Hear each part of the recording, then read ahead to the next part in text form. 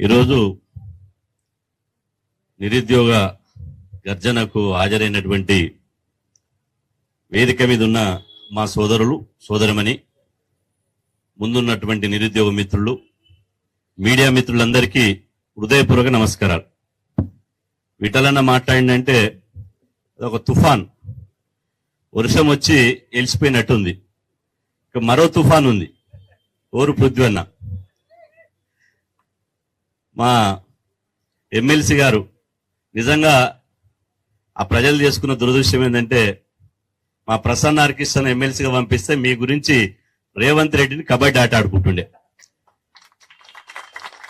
అదేవిధంగా చావు చివరంచుకు పోయి నిరుద్యోగుల సమస్యల మీద నాకు ఇప్పుడు కాదు 22 ఏళ్ల పరిచయం, ఒక జర్నలిస్టుగా ఉండి నిరుద్యోగుల పక్షాన కొట్లాడుతున్నటువంటి ఏ స్వార్థం లేనటువంటి నిజమైన నాయకుడు మన అశోక్ అన్న గారికి, బుజ్జ కిషన్ గారికి, మిగతా మిత్రులందరికీ.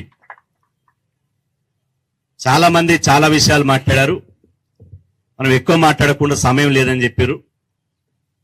వాస్తవం ఏదంటే, ఈరోజు పేపర్లో చూసినా మంచిర్యాల జిల్లా మంచిర్యాల నియోజకవర్గంలో ప్రేమ్ సాగర్ రావు అనే ఎమ్మెల్యే ఉన్నాడు.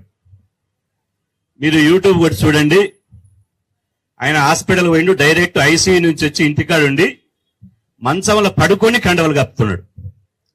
ముస్సలు ఆయన మంచంలో పండుకున్నాడు, ఆ నిలబడ్డోనికి కండవ కప్పుతున్నాడు.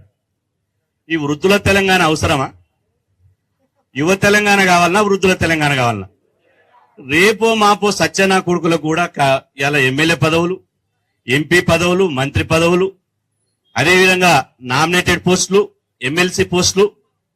ఈ తెలంగాణ రాష్ట్రం 1200 మంది విద్యార్థులు బలిదానం చేస్తే తెలంగాణ వచ్చింది. ఏ రాజకీయ నాయకుడు, ఒక్క రాజకీయ నాయకుడు కూడా త్యాగం చేయలే, వాళ్ళ పిల్లలు త్యాగం చేయలే, వాళ్ళ కుటుంబాలు త్యాగం చేయలే. ఈ తెలంగాణ వస్తే నా తెలంగాణలో రేపు నాకు కొలువులు దక్కుతాయి, నా తెలంగాణలో నాకు రేపు ఆత్మగౌరవం దక్కుతుంది.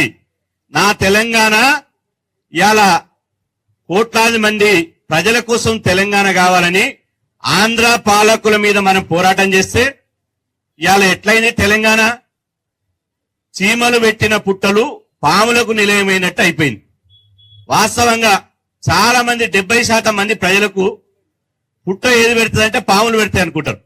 ఎందుకంటే పాములే దొరబడతాయి కదా. నిజంగా వాస్తవంగా చీమలు కష్టపడి పుట్టని నిర్మిస్తాయి, ఆ చీమల్ని తినేసి పాములు దొరబడతాయి. అలా ఇప్పుడు కూడా ఈ రాజకీయ నాయకులంతా మనం త్యాగాలు చేసి ఆత్మ బలిదానాలు చేసి తెలంగాణ రాష్ట్రం సాధిస్తే పాములు లెక్క దొరబడ్డారు. కాబట్టి మనం ఏం చేయాలి?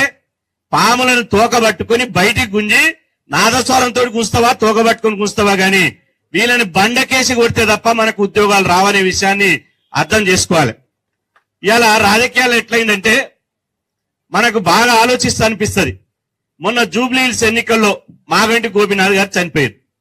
6 నెలల్లోపే ఆ ఎన్నిక నిర్వహించాలట. 6 నెలల్లోపే, ఒక్క రోజు 1 గంట కూడా ఆలస్యం చేయదు.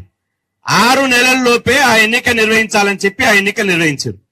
మరి నేనంటున్నా, ఒక ఉద్యోగస్తుడు రిటైర్మెంట్ అయితే మరి 24 గంటలలో ఆ ఉద్యోగాన్ని కూడా భర్తీ చేయాలి కదా. రాజకీయ నాయకులు చనిపోతే, రిటైర్మెంట్ అయితే, ఒక ఖాళీలు ఏర్పడితే రాజకీయ నిరుద్యోగుల కోసం మాత్రం ఆగమేఘాల మీద వాళ్ళకు బడ్జెట్ శాంక్షన్ ఉండదు, ఏది కాన్సెంట్ ఉండదు, ఫైనాన్స్ డిపార్ట్మెంట్ ఉండదు, ఏది ఉండదు. వాళ్ళకు మాత్రం ఎలక్షన్ల మీద ఎలక్షన్లు, కలెక్షన్ల మీద కలెక్షన్లు, ఈ 2 నడుస్తాయి. మరి రాజకీయ నిరుద్యోగుల మీద ఉన్నటువంటి ప్రేమ ప్రభుత్వాలకు నిరుద్యోగుల మీద ఉండాలి కదా. నిరుద్యోగుల బాధ అది అనుభవిస్తే తప్ప ఎవరికి తెలియదు. నిరుద్యోగుల బాధ అనుభవిస్తే తప్ప ఎవరికి తెలియదు. ఇక్కడ నేను చూస్తున్న రోజు వచ్చేటప్పుడు ఈ అశోక్ నగర్ గాని, దిల్సు నగర్ గాని, చుట్టుపక్కల ప్రాంతాల్లో నిరుద్యోగులు ఇంటికి పోలేక, చేతిల చిల్లి గవ్వలేక, రేపు వస్తుంది మాపొస్తుంది కళ్ళల్లో ఒత్తులు పెట్టుకుని నోటిఫికేషన్లు వస్తాయని చెప్పి ఎదురు చూసి కనీసం ఖర్చులు లేక ఇవాళ 70% మంది నిరుద్యోగులు 5 రూపాయల భోజనం తింటున్నారు. 70% మంది నిరుద్యోగులు. మరి నిరుద్యోగుల ఉసురు ఊరికైనా పోతారా? నిరుద్యోగులు తలుచుకుంటే కేసీఆర్ పామదులో పోయిండు. మరి ఇదే నిరుద్యోగులు ఐక్యమైతే పిడికెలి బిగిస్తే రేవంత్ రెడ్డి మొనగాడ మోనార్క ఇవాళ రేవంత్ రెడ్డి పోడా మళ్ళీ కొడంగల్ కాదు ఏ నల్లమల్లకి వెళ్ళి వచ్చిండో మళ్ళీ అదే నల్లమల్ల పోయేటువంటి పరిస్థితి ఉంటది. ఇవాళ రాష్ట్రంలో ఇవాళ సర్పంచ్ ఎన్నికల నోటిఫికేషన్, మున్సిపల్ ఎన్నికల నోటిఫికేషన్, రేపో మాపో జెడ్పీడీ ఎంపీడీసీల నోటిఫికేషన్, అదేవిధంగా ప్రేమ్ సాగర్ రావు ఏమన్నా కినిమీకైతే అది నోటిఫికేషన్, జూబ్లీహిల్స్ నోటిఫికేషన్, ఇంకోడైనా దానం నాగేందర్ రాజీనామా చేస్తే దాని నోటిఫికేషన్, ఇవాళ ఎలక్షన్ల నోటిఫికేషన్లు ఉన్నాయి. ఇవాళ నిరుద్యోగ సమాజం ఒకటే అడుగుతున్నది, బిడ్డ మాకు కావాల్సింది ఎలక్షన్ల నోటిఫికేషన్ కాదు, ఇవాళ మాకు కావాల్సింది నిరుద్యోగ నోటిఫికేషన్ కావాలి, ఉద్యోగాల నోటిఫికేషన్ కావాలని చెప్పి ఇవాళ నిరుద్యోగ సమాజం అడుగుతున్నది. ఇవాళ 1% ఇవాళ చాలా మంది మాట్లాడి మళ్ళీ దానికి జోలికి పోను.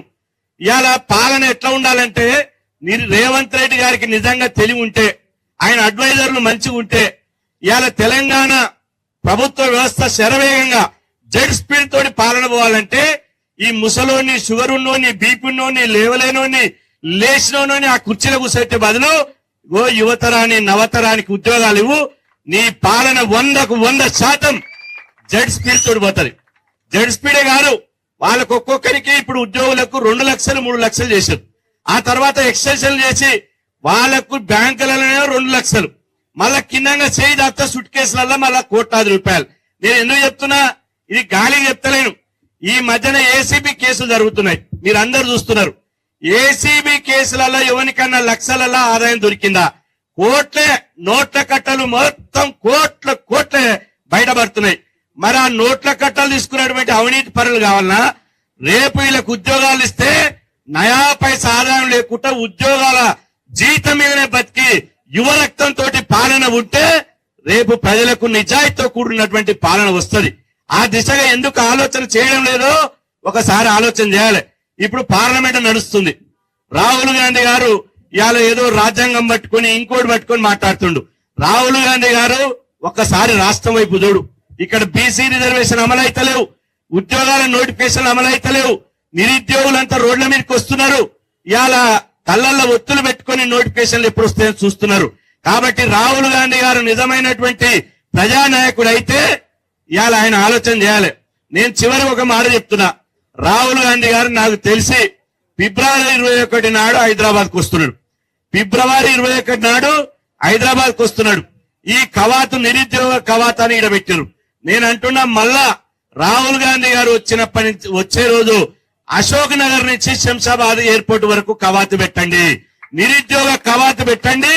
రాహుల్ గాంధీ గారు నోటిఫికేషన్లు ఇవ్వకుండా, ఉద్యోగ నోటిఫికేషన్లు ఇవ్వకుండా ఎయిర్పోర్ట్ లో అడుగు పెడితే ఆయన వచ్చేలోపు మనకు నోటిఫికేషన్లు ఇస్తేనేమో పూలదండలేద్దాం, లేకపోతే ఏం చేయాలిగా మనం పూలదండలు నోటిఫికేషన్ ఇవ్వకపోతే రాళ్ల వర్షం కురిపించవలసినటువంటి అవసరం ఉంది అని చెప్పి ఈ సందర్భంగా తెలియజేస్తూ, నిరుద్యోగులు ఒంటరి కాదు, మీకు యావత్తు బీసీ సమాజం అండగా ఉన్నది.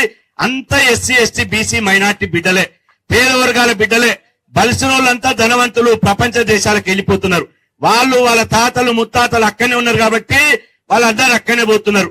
మన ఎస్సీ ఎస్టీ బీసీ పేద బిడ్డలే ఇక్కడ ఉన్నారు కాబట్టి మీ గురించి బరాబర్ రేవంత్ రెడ్డి కాదు, ఆయన తాతతోటైనా కొట్టడానికి మేము సిద్ధంగా ఉంటామని చెప్పి సందర్భంగా తెలియజేస్తూ ఈ అవకాశం ఇచ్చినటువంటి నిరుద్యోగ సోదరులకు ధన్యవాదాలు తెలియజేసుకుంటూ సెలవు.